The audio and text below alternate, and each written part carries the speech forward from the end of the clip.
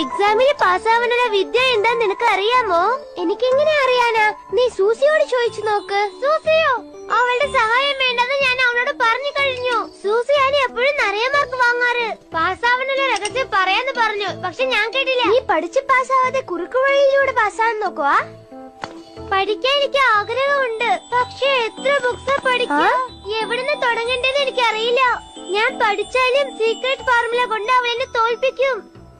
ഒരു മിനിറ്റ്, അവൾ എന്താ പറഞ്ഞെന്നറിയോ? ഇന്ന് രാത്രി അവളുടെ സീക്രട്ട് ഫോർമുല ഉപയോഗിക്കാൻ പോകുന്നെന്ന്.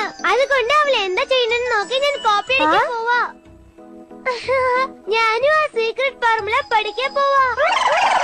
പ്ലീസ് മായക്കണ്ണ, നിനക്ക് എന്നെ സഹായിക്കാൻ പറ്റൂ. ഈ പ്രാവശ്യം നീ എന്നെ സഹായിച്ച അടുത്ത പ്രാവശ്യം ഞാൻ തന്നെ പഠിച്ച് മാർക്ക് വാങ്ങും.